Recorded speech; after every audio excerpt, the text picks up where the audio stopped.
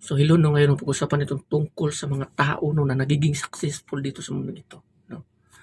Mga tao no na sa dubling sikap nila nagiging successful. Nagiging successful sila sa kanilang mga career, negosyo, trabaho, posisyon, no, laki na posisyon nakakamit nila, no. At dahil dito nakapagpahinga na sila. At dahil dito nagiging teacher sila. Nagtuturo sila sa bawat tao, gumagawa sila ng mga artikulo or article, mga libro or magazine, how to be rich, paano magiging successful sa buhay. Ini-encourage nila ang bawat tao to become rich. No, so para daw yung mga tao ay hindi na kayo maghirap dito sa mundo nito, ganito, ganyan. Ang ganito bang pag-iisip ay tama ba ito para sa mga spiritual desire ng bawat tao? Hindi. Kung ikaw ay isang tao na nagiging successful na mga ganito, iwasan mo po ang magiging, baka ikaw ay magiging false prophet. Ang tao, kasi hindi na ang Panginoon ang ipinapangaral mo, kundi pera, kayamanan, karangyaan. Yun na yung pinapangaral mo at hindi ang Panginoong Jesucristo. Baka pagdating ng araw, susunugin ka ng apoy ng galit ng Panginoon. Iwasan niyo po ang yan.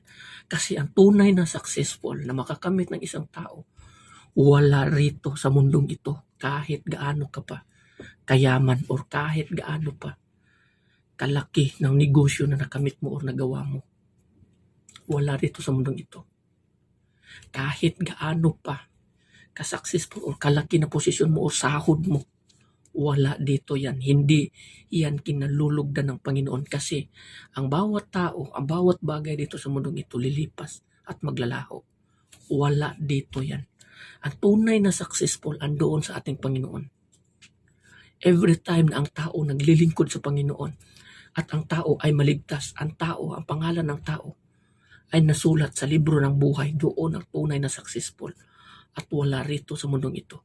Sa mundong ito na lumilipas lamang. Kaya huwag mong gawin ang sarili mo na maging propeta ka ni Satanas, na ipangaral mo kung paano yumaman, paano magiging successful, paano makaiwas sa kahirapan. Ipangaral mo ang salita ng Panginoon at hindi ang kayamanan sa mundong ito. Gaya ng ibang mga hangal doon sa mga nagngaral din sa mga kayamanan, pera, pampaswerte, mga ganito, ganyan. Paano yumaman, mag-ipon, ganito, ganyan. Ang sinabi ng ating Panginoon, anong mapapala ng isang tao kung maangkin niya ang buong mundong ito, kung mawawala naman ang kanyang kaluluwa?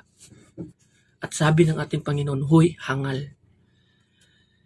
Ngayong araw na ito or ngayong gabi na ito, kukunin na ang iyong buhay. Ngayon, sino ang magmay-ari sa iyong mga kayamanan na pinaghirapan mo? So ganito ang mangyayari sa mga taong mayaman dito sa mundong ito. Dukha doon sa paningin ng Panginoon, doon sa kaharian ng Diyos. So mag-ingat po kayo na baka kayo ay magiging propeta ni Satanas upang mangaral sa mga kayamanan at hindi ang sasalita ng Panginoon. Kasi iba pa naman ang panahon ngayon. Every time na may tao na mangaral patungkol sa pera, kung paano yumaman, paano kumita, anong diskarte, ganito, yan pa naman ang pinapakinggan ng mga tao. Yan pa naman ang, kumbaga, dyan pa naman excited ang mga tao na makinig. Dyan sila susunod sa mga pangaral ng mga tao na yan. Ngunit sa salita ng Panginoon ay hindi na sila makikinig. Yung iba naman nakikinig sa salita ng Panginoon, ngunit hindi na ito papasok sa kanilang puso kasi nga ang desire at puso nila andoon na sa kayamanan dahil doon sa mga salita ng mga tao ni Satanas na nangaral patungkol sa paano yumaman. Yung mga libro ng mga ganon, gumagawa sila ng mga artikel, gumagawa sila ng magazine, libro, paano yumaman, ganito, diskarte tips, ganito. Yan pa naman. Dito sa kasulatan sa Matthew chapter 13 verse 22, sinabi yan dito. Patungkol ito sa binhi. Ang binhi namang nahulog sa may matinik na halaman ay ang mga taong nakikinig sa mensahe. No, so ito yung mga tao na minsan nakikinig sila sa mga pangaral sa mga church. No, sa mga church. Ngunit dahil sa pagkabalisa sa maraming bagay at pagkahumaling sa mga kayamanan, pagkabalisa at pagkahumaling sa mga kayamanan, nawawalan ng puwang sa kanilang puso ang mensahe at hindi ito nagkakaroon ng bunga. So ito nga ang sinasabi ko, no? Dahil nga sa desire ng bawat tao at agresibo ang tao na gustong yumaman, gustong makinig sa mga pangaral kung paano yumaman, paano kumita, paano kikita ng pera, ang mga tao mawawalan talaga ng puwang or mawawalan talaga ng gana no, na sundin kung ano ang mga kautusan ng Panginoon patungkol dito. Wala na silang pakialam, basta sa kanila is pera.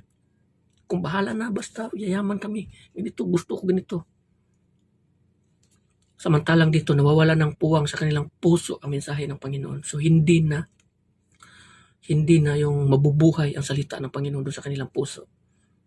Dahil nga sa kadiliman ng pera. Ito yung mga tao no, na nangaral patungkol sa mga pera. Marami yung mga tao na gumagawa niyan, kaya mag-ingat kayo kasi ang buhay dito sa mundong ito, hindi talaga nakabase sa kayamanan dito sa mundong ito.